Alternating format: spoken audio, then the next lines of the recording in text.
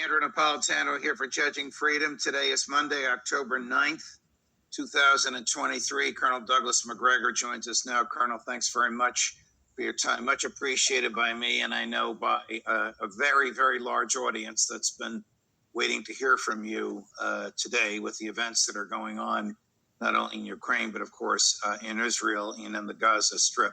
What is happening in Israel as we speak? Israel is in the process of recovering from the surprise assault launched by Hamas over 24 hours ago. They essentially, shortly after dawn, attacked at numerous places along the perimeter that surrounds Gaza. They managed to infiltrate into Israel 1,000 fighters.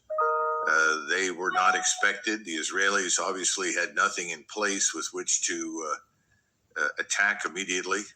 They came across in these sort of flying machines that you could launch with gliders, individuals. It's really quite amazing. It was an astonishing feat. And it's interesting because obviously during Yom Kippur, the holiday in Israel in 1973, something similar happened. The Egyptians surprised the Israelis. And I think it's important for us to understand what's behind the surprise, Judge, if you want to take a minute and talk about that. Yes, what is behind the surprise, and how could Mossad, MI6, and CIA not have known about this? Well, in 1973, the Israelis did see lots of practice repeatedly by the Egyptians, moving up to the canal, placing elements and forces there. But they did not believe that the Israelis had found any way to break down the sand walls and cross the Suez. Obviously, they had done that, but they hadn't seen it. So what was regarded as just another practice became the real thing. And then the other thing that surprised the Israelis was that the Egyptians didn't move very far. They moved across the Suez. They established what seemed to be an almost impregnable defense, because the Egyptians were trying desperately to make it clear that they wanted back the Sinai. They were not necessarily, in their alliance with Syria, interested in destroying Israel. And I think that's very important to understand. That made a settlement possible after, the 73 war was over. But today we've seen the Hamas fighters who penetrated immediately deeply into the country. They've killed over 1,000 Israelis. The dead pile up tragically at this point, very, very rapidly. We probably haven't seen the end of it. I've heard people estimate 12 to 1,500 dead Israelis. And their interest was in killing anyone they could kill. In other words, move into settlements, murder people, families, men, women, children, anything is possible. Take hostages, obviously, that could be used to threaten the Israelis in various ways and disrupt them. So the message is very clear with Hamas. If we have the opportunity and we can get into Israel, we will kill everyone. This is a very different set of circumstances from the circumstances in 1973. How could the intelligence services sense this? Is it Mossad the most effective in the world? Well, look, everybody periodically makes mistakes. The Mossad is very good, but the Mossad is heavily engaged in Ukraine right now, much to Russia's disappointment. They have been looking elsewhere. I don't think there was anyone who believed that this kind of well-coordinated, disciplined assault could be launched by the Arabs and Hamas. They had never manifested this ability in the past. That's why somebody asked me, well, what do you call this? I call it the little bighorn effect. And that is that when Custer arrived with his 300 troops at the Little Bighorn and he saw thousands of Indians, he was inclined immediately to attack, because historically, whenever the Indians ran into a large force of regular army, they simply ran away. This time they didn't run away. And thousands of Indians that normally never cooperated to do anything cooperated with each other. So you got the Little Bighorn, and Custer was annihilated. I think we've had something similar in Israel. I think the Israelis simply did not believe that this was possible. And even if they saw some evidence for preparations, I think they dismissed them. And what's really tragic is that, I suppose you can't expect it every year forever, but 60 years after the 73 war, there was no formation in the South. I'm talking about an army formation no formation up north facing Hezbollah either that could then have been rapidly moved in to annihilate these people. They wouldn't have gotten them all, but they probably would have gotten most of them. But there was really not much there. Right, And the so seemed to have been relaxing and enjoying the holiday as well. So Israel is not adequately defending itself. Its intelligence services are in Ukraine. I didn't know that, although maybe you or Larry or Ray has said that before. I guess serving the CIA and the Ukrainian intelligence service. Its Iron Dome wasn't operating, and its troops were asleep at the switch. How could that be? It's surrounded by people that want to destroy it. Well, remember, the Israelis had also shipped enormous quantities of 155 millimeter artillery ammunition to Ukraine at our request. And that ammunition has been very important to Zelensky and his crew. I think Zelensky forged something of a relationship with the Israelis, and that relationship may well have distracted them from watching their own borders. We don't know. But the other point is this. You can see evidence for something. You can see indicators, but you can then also deceive yourself. We deceived ourselves, and we got the Battle of the Bulge. There were lots of people who saw things happening. Reports came up from the lowest level, but the senior officers involved didn't pay attention. For whatever reason in Israel, the decision was made that there's nothing to worry about, that they can cope. And they were wrong. And I'm sure that Mr. Netanyahu and his administration will pay a price for this. I'd be very surprised if Mr. Netanyahu is not gone in the next few weeks. Wow. Can the United States supply Israel with the 155 millimeter shells? Because supposedly we don't have any left. We gave them to Ukraine, and then we substituted them with the cluster bombs. Do I have that right, Colonel? Oh, yeah, absolutely right. And I don't think we have any 155 millimeter ammunition to send unless we're going to pull in the stocks that remain for the forces that we're supposed to hold in readiness. So I don't know that we could do that. We can supply the Israelis with other kinds of things, but 155 millimeter ammunition is certainly not it. I mean, you've got O'Brien on the phone calling everyone in the world to try and scare up more 155 millimeter ammunition almost every day. So no, we can't send that. Can we supply Israel and Ukraine at the same time? Or Well, will Israel go to the head of the line because of its historic relationship with the modern U.S.? Well, that I don't know. It's not so much a question of head of the line as to what can you do. Now, we found apparently 1,000 Army tactical missile systems. These are rockets that technically are out of date, but we know they work. And we've found them, and we're shipping those to Israel, I'm told. So that's an enormous quantity of ammunition and firepower.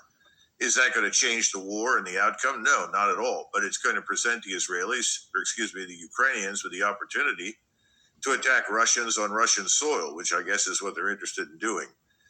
But as far as Israel is concerned, we can certainly supply them with large quantities of ammunition, particularly for their air forces. And I don't think that their ground forces will really need anything, although I'm sure that at some point they will need more 155 millimeter ammunition, simply because I think this war in Gaza is going to drag on for a while. And even when it finally sputters out, it's going to come back and haunt the Israelis again in the future. Because one of the things we don't know, we know that the Iranians have provided assistance and advice to the to the Hamas in Gaza. We know the Turks have as well. The Turks and the Iranians both share deep antipathy towards Israel. This is not going to change. And we don't know what the reaction will be as the Israelis move into Gaza and level much of it, as I fully expect that they will. We don't know how that's going to be received in the rest of the Muslim world. Now, the Egyptians have already declined to allow us to intervene in any way, shape, or form through them to talk to Hamas. They've said, no, thank you. We're not going to have anything to do with it. We don't know what's going to happen in Jordan. Jordan is a very fragile state. It's got more Palestinians in it than it does Jordanian Arabs. then we don't know what the impact is going to be on Saudi Arabia and the Emirates, what they may feel compelled to do or not to do. And then, of course, there's Iran. And there's Hezbollah up north. Now, Hezbollah fired a few rockets, or at least someone connected with them did. But Hezbollah has not launched a decisive offensive operation against the Israelis. If Hezbollah stays on the sidelines and out of this fight, then I think the Israelis can crush Hamas and restore some measure of security and stability for Israel. But if Hezbollah decides to put itself at risk, even at the risk of being destroyed, in an effort to support Hamas, the consequences for Israel could be very serious, because the Israeli Defense Force would then really be stretched to deal with both threats. And we don't know what Iran might do at that point. Right. There's a United States carrier group, which I assume is an aircraft carrier and other support vessels, in or headed toward the Eastern Mediterranean, excuse me. Yeah. Is this to shell Gaza? Is this to attract some firepower, a sort of Gulf of Tonkin? Why is it there? I think this is going over there to signal support for Israel, signal the Biden administration's readiness to support Israel in whatever way we can. Now, what can a carrier battle group do that's 50 kilometers offshore about what happens in Gaza? Probably not a lot. Would we be able to intervene and assist the Israeli Air Force if suddenly it had the two-front war that we were discussing earlier? Absolutely, they could do that. But carrier battle groups offshore don't have that much impact on land, but they certainly look great on the evening news. And they make everyone very happy that this great and powerful force that is largely irrelevant on land is stationed right offshore from Israel. Do you think that with the now obvious loss of the spring, then summer, now fall, if it's still around, offensive in Ukraine, the American neocons and globalists might turn their attention to Israel and basically give up on Zelensky? You know, I've heard a lot of people ask that question. I don't know the answer. First of all, we have a long relationship with the Israelis. We have an interest in the survival of the state of Israel. Let's put it that way. I think everyone in the region knows that.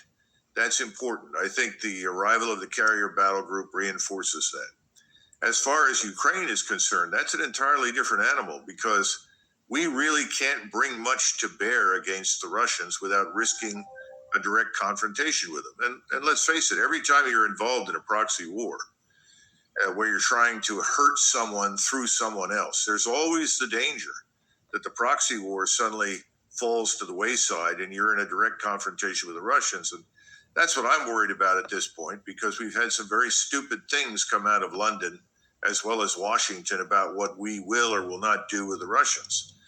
The example of Mr. Grant Shapps, the new Minister of Defense in England, announcing that he's discussing a proposal to send British troops to Ukraine to train Ukrainians inside Ukraine, is an invitation to a larger war that will involve Great Britain. And people in Britain had better wake up and get control of their government, because if they think they're going to sit in isolation on that island, if they put British troops on the ground in Ukraine, they are wrong. Here's President Zelensky in an address to the nation, blaming, you can guess who, on the attack on Israel. Today was a very eventful day. Various meetings, and among them those related to the latest international developments, are of particular importance. I held a meeting with the heads of our intelligence, main intelligence directorate, and foreign intelligence service, as well as with our diplomats on the situation in and around Israel and on the overall situation in the Middle East. This is of fundamental importance for us, not only for Ukraine, but also for the entire Europe. According to the available information, a very clear one, Russia is interested in triggering a war in the Middle East so that a new source of pain and suffering could undermine world unity, increase discord and contradictions, and thus help Russia destroy freedom in Europe. We see Russian propagandists gloating. We see Moscow's Iranian friends openly supporting those who attacked Israel. And all of this is a much greater threat than the world currently perceives. The world wars of the past started with local aggressions. We know how to counter this threat. We are preparing appropriate steps, and most importantly, we are defending the need for maximum unity in the world. Today, I address the NATO Parliamentary Assembly, first of all, on the issue of unity. Every state in the world must now choose how it will defend international law. Is there any evidence of which you're aware that the Russians fomented, supported, rejoiced in the Hamas attack over the weekend? No, I haven't seen any evidence for it. And I think, as I pointed out earlier, I know that the Russians are probably very disappointed in the role that the Mossad has played and in Israel's decision to ship ammunition. Because, as I'm sure many of your viewers are aware, the Russians have worked very, very hard to maintain the peace in Syria, to prevent the war in Syria from spilling into Israel. They have accommodated the Israelis when the Israelis felt obligated and the necessity to strike various targets.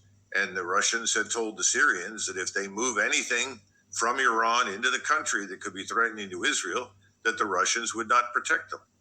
So I think the Russians are disappointed that after having cooperated closely with the Israelis, that the Israelis have not honored their relationship with Moscow and instead have turned suddenly to arm the Ukrainians. However, I don't see any evidence that the Russians are in any way, shape, or form involved. I'm quite certain that the Iranians, and I still think the Turks to some extent, have obviously helped the Hamas fighters. These Hamas fighters behave very differently from Arab terrorists that we've seen in the past. This was extremely well planned, very well coordinated. Everyone in these various fighting groups knew each other, where they were going to go, what they were going to do, and they've inflicted very heavy losses on the Israelis as a result. So this is different, but no, Russia's had no hand in this. If I had asked you last week how militarily stable and strong and respected is Hamas, would you have answered the question differently than if I'm asking you that today? Oh, I think I probably would have said something similar to what the Israelis have said, that they're not capable of what they've done. But again, we were wrong, and the only point of criticism that I would offer is this came again during Israeli holiday, during Yom Kippur. That's what happened to them in '73, and one would have thought under those circumstances that they would have taken precautionary measures, that they would have had somewhat more force available close to Gaza and close to the northern border with Lebanon than they did. Now, it turns out that they did not, and that may boil down to an assessment by the very senior intelligence people that was delivered to Netanyahu, reassuring him that this was not the case. In addition, I think Hamas thought that they would have more success because of the divisive nature of Israeli politics right now. Mr. Netanyahu is an extremely controversial figure. Either people love him or hate him. Perhaps they thought this was a good time to strike as well. We don't know. I'm sure we'll find out more in the days ahead. Here's General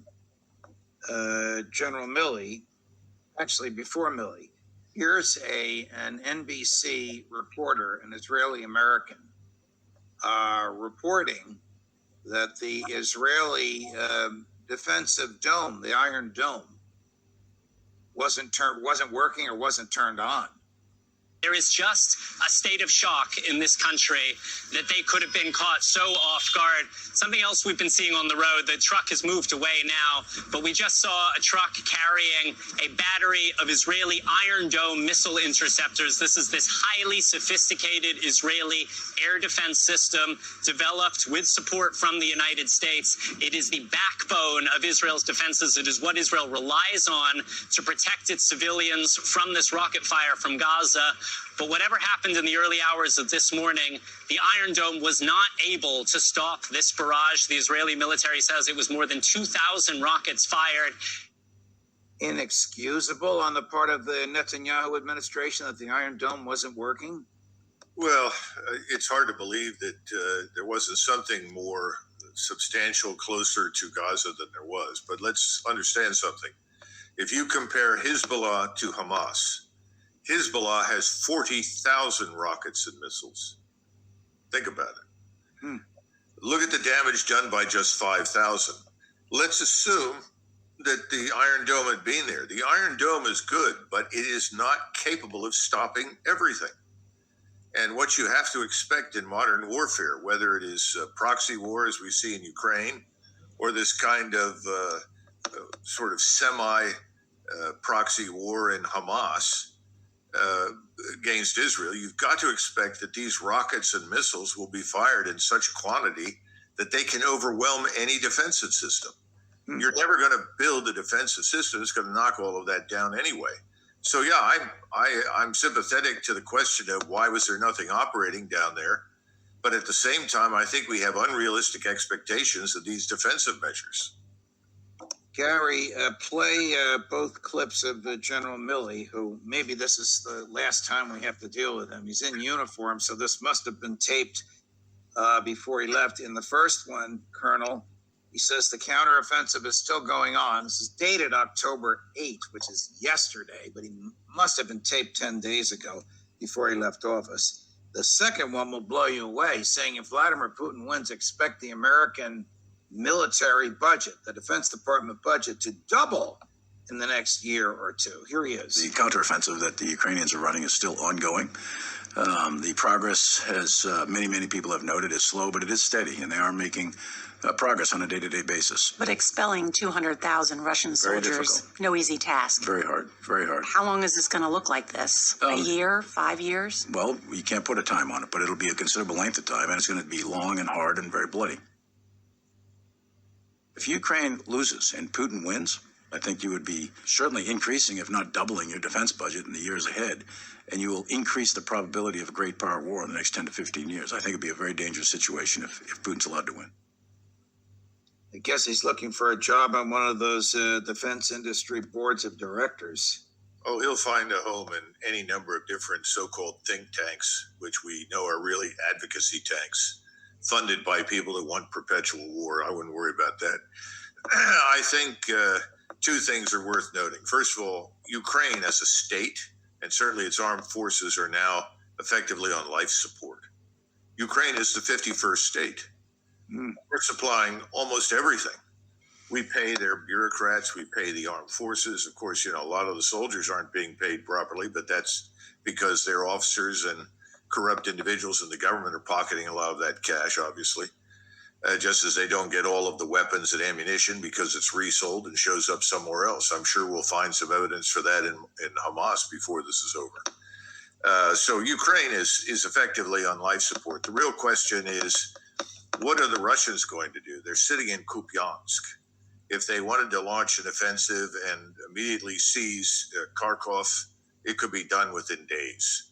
They could then move straight on to Kiev or Kiev. Why they don't is anybody's guess, but they're in a position to do so. It's all a function of what the leadership in Moscow wants. Now, secondly, the notion that if Putin wins, Judge, the defense budget is now roughly the same as the trillion that we owe every year to service our national sovereign debt. Right. He is in fairyland if he believes that we're going to double this defense budget for a future war with Russia. If anything, I think we should anticipate the collapse of NATO. I'm not even sure the EU will withstand this mess once it finally comes to an end. And as a result, I don't think we're going to end up staying in Europe for another 75 years. But of course, all of the Army generals and Air Force generals that I run into are desperately afraid that what I just described will happen. Because what happens, large numbers of headquarters and general officer billets will go away. All funding lines will dry up. We'll pull out. And nobody wants us to pull out. In the meantime, you've got millions of Americans who are begging for the United States Army to come back to the border.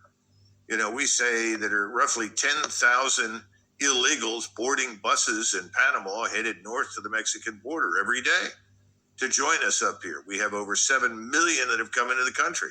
I've talked to someone at Homeland Security, and I said, well, the official number is 11 million illegals in the United States, and 2.3 million have come across since Biden was in office. And they just burst out laughing. He said, where are you getting this stuff? It's at least 7.3 million have come across since he took over. We probably have 28 million illegals.